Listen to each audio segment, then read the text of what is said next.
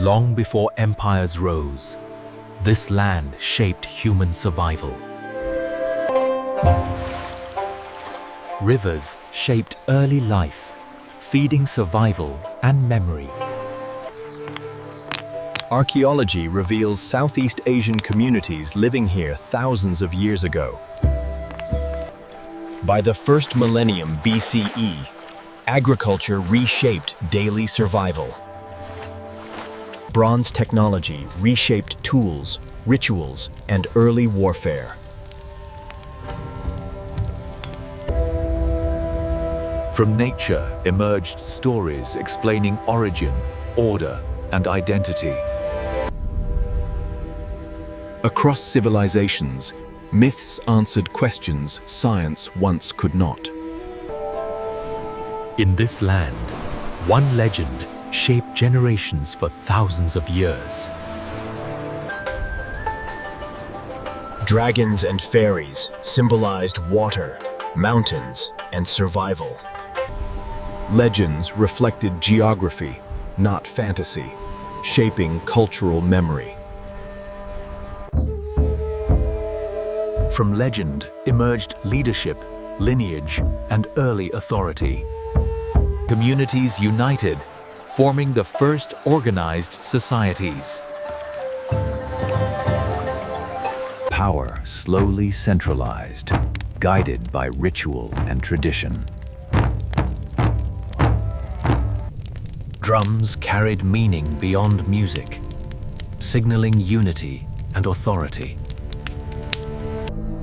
Symbols replaced writing, preserving memory through generations.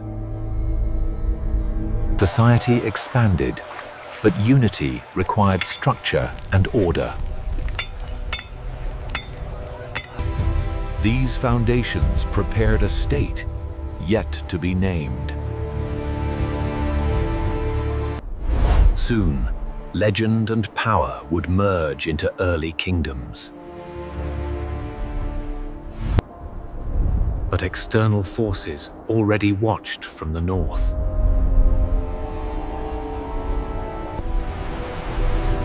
Geography offered protection, yet invited inevitable confrontation.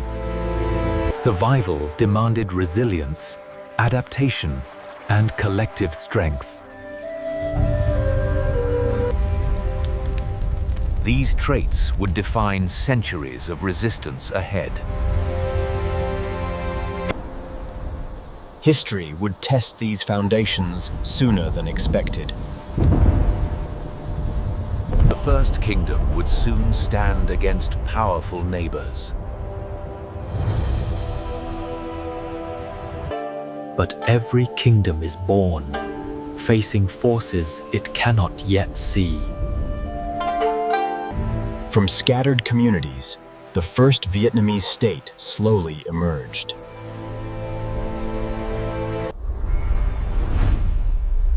This early state became known as Van Lang. Leadership centered around the Hung Kings.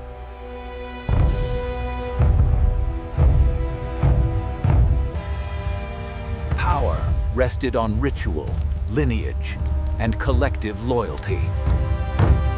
Society organized into regions, clans, and local leaders.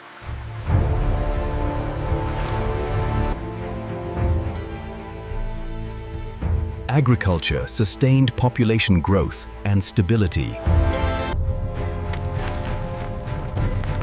Bronze craftsmanship strengthened tools and weapons. Dongson drums symbolized unity and power. Van Lang thrived, yet faced growing external pressure. Neighboring groups competed for land and influence.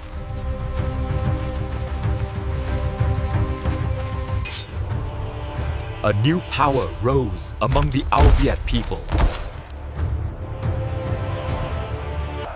Their leader became known as Thuc Phan. Conflict between Van Lang and Ao Viet intensified. Van Lang eventually collapsed under combined pressure. A new kingdom replaced it, known as Aulak.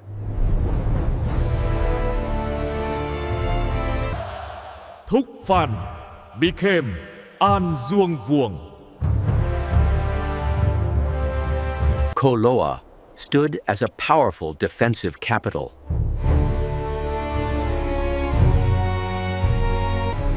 Military innovation strengthened Aulak's defenses.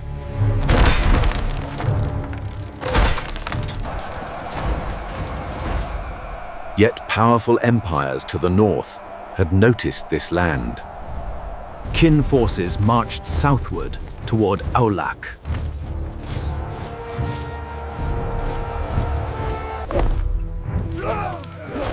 Aulak resisted with terrain and strategy. Qin campaigns failed and withdrew.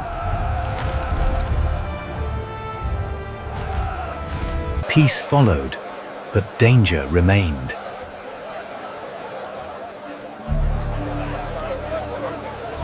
A new rival would soon use deception, not force. And then, a quiet betrayal opened the gate from within. Triuda understood. Koloa could not be taken by force. So patience replaced pressure, and gifts replaced threats. Inside the land, influence began to move in quieter ways.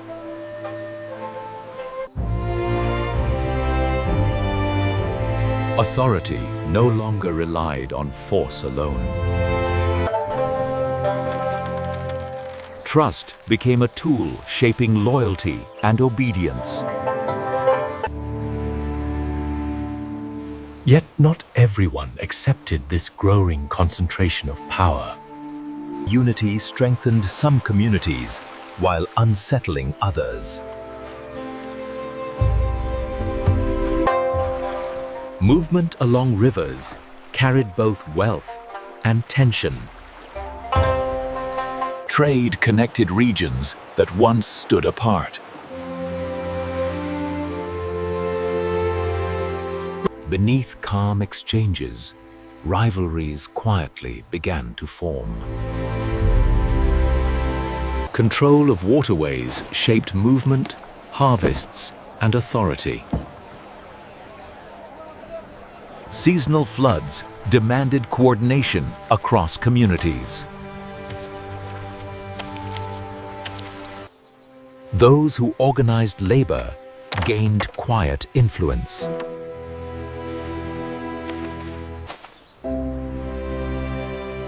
Authority relied on trust as much as strength. Yet some resisted this growing concentration of power. Disputes over land slowly hardened into rivalries. Defense preparations followed these rising tensions. Strength began to influence relations between neighbors.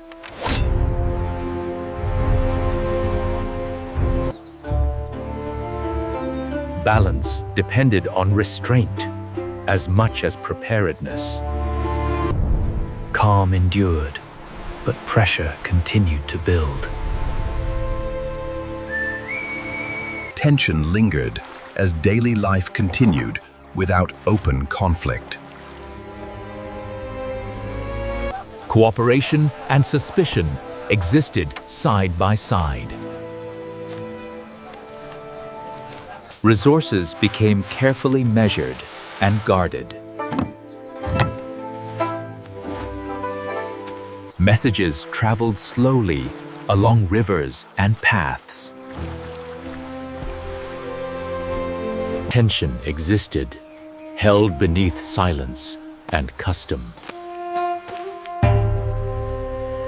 Boundaries were understood, even without clear lines. Small incidents hinted at larger conflicts ahead. Preparation took shape quietly, without formal armies or banners. Skills were passed through imitation, not command. Stability held, but only through careful balance. Elders weighed patterns before choosing restraint. Custom guided behavior where written rules did not exist. Movement along rivers remained calm and deliberate. Boundaries were understood without words or markers. Readiness existed quietly, hidden within daily life. Knowledge passed quietly through observation and repetition. Order relied on memory rather than command. Calm masked pressures yet to surface.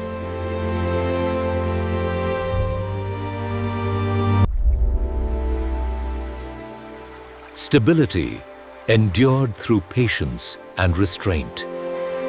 Balance remained fragile, held by shared restraint.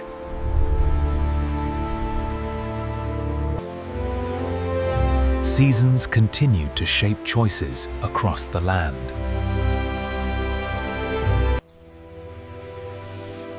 Harvests required coordination beyond single villages.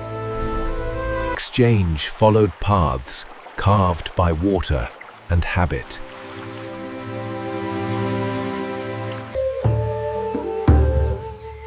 Trust accumulated slowly through repeated restraint. Decisions formed slowly, guided by memory and shared experience. Boundaries held without constant reinforcement.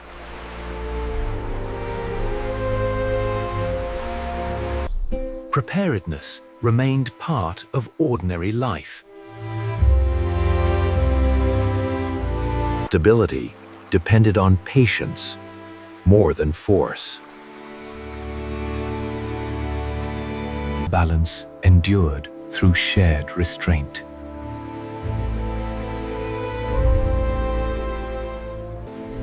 Calm persisted, shaped by collective discipline.